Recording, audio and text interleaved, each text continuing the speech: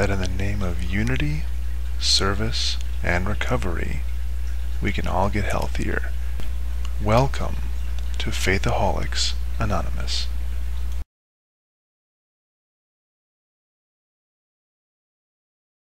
Hello YouTube. I'd like to speak to you tonight about the idea behind objective morality and morality in general.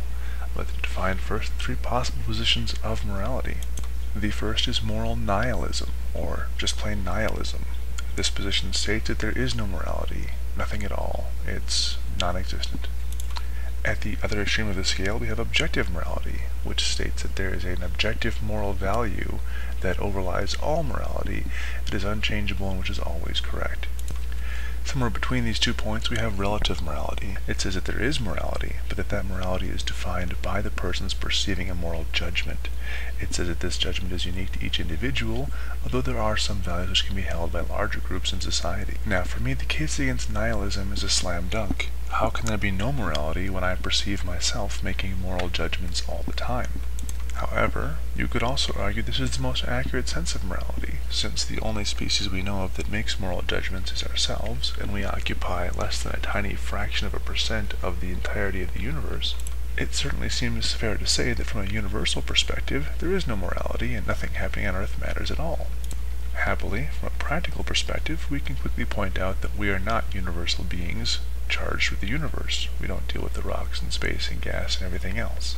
We are a far more limited being here on Earth making moral judgments, and so even if there may be a nihilistic morality for almost the entirety of the universe, our position is one of having morality.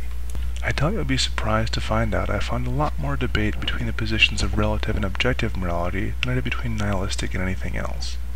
The most common argument I found was not a rebuttal of moral relativity, but of the value of tolerance, which was then attributed to moral relativity. In all cases, this was claimed to be a demonstration of how moral relativity refutes itself. The argument goes like this. Person A says something intolerant to Person B about a group C. Person B states that should not have been said, as it is intolerant, and Person A replies, then quit being intolerant of their intolerance.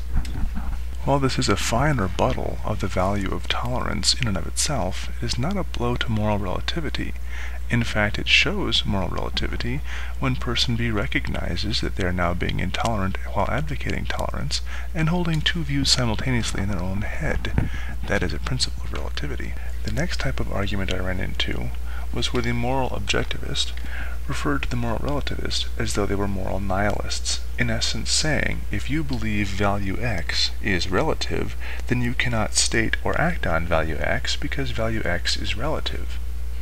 Now, this is certainly a good shot against a moral nihilist, for they can't even believe value X, much less enforce value X. However, a moral relativist is not stating that morality cannot be acted upon. It is stating that morality is not an objective value, but a subjective value defined by the minds making moral judgments. In effect, if an objectivist says, "Who are you to say my conduct is wrong?" all a relativist needs to say back is, "I'm a member of this society who strongly believes your behavior is inappropriate and wrong. These are the reasons why I believe this." The next argument I found was self-described as a hot-button argument, where someone would say something particularly vile, let's say, for instance, the Nazis, showed an objective value because anyone in the crowd could agree that that was the most horrible, awful, evil thing ever. Unfortunately, because this is an example involving humans, we can quickly show that obviously the Nazis didn't feel what they were doing was wrong, and that shows a relative value between the people in the crowd and the Nazis. Then there's the argument that morals are only relative in the abstract, and never under actual conditions.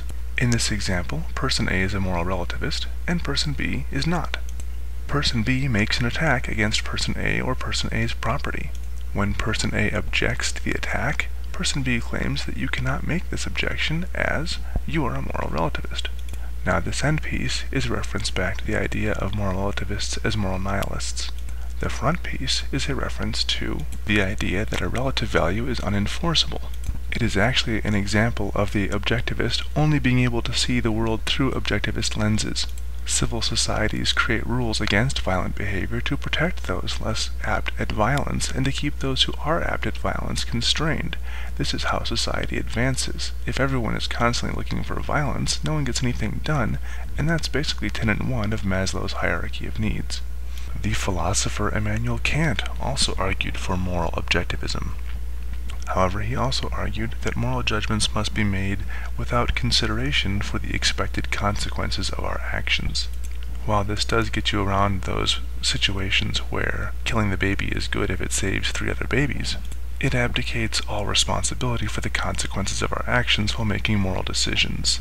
Moral relativism rests upon the idea that there is no absolute good or absolute evil, and that judgments of good, bad, right, wrong, correct, incorrect, evil, not evil, come from minds.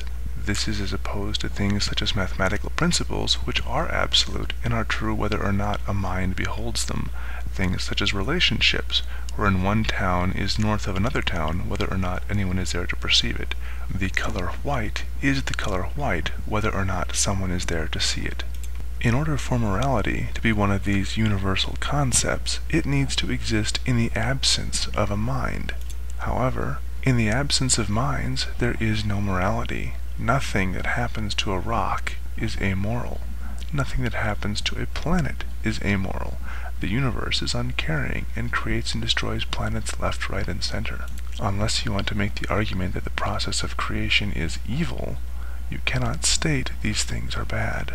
The final argument for moral objectivism is one which cannot be refuted. However, it can be shown as irrelevant. It is the argument that if there is some godly divine being, some supreme being, which lays down a moral ethic, then this moral ethic would be an objective moral to which all lesser beings are beholden. Now, the main goal I found in people arguing for moral objectivism was to then show that if morality is objective, there must be a moral lawgiver, and that would be God.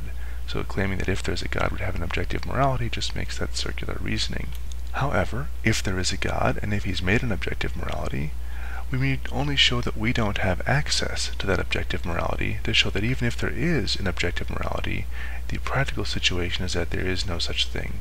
It may be that there is a God, and it may be that that God has an objective morality, but that God has not made it universally available to humanity, and therefore, for all practical purposes, we have a relative morality. Thus, even though it may conceivably be true, objective morality practically refutes itself. And thus, even though on a universal scale, nihilistic morality may be true, in practice it refutes itself. Practically, we exercise moral judgments all the time. This leaves us with the challenge of relative morality, the knowledge that we must enforce our morals as best we can, knowing we will make mistakes. The challenge is to do the best we can, and to recognize we can always do better. Apostate, apostle. It's kind of like a palindrome.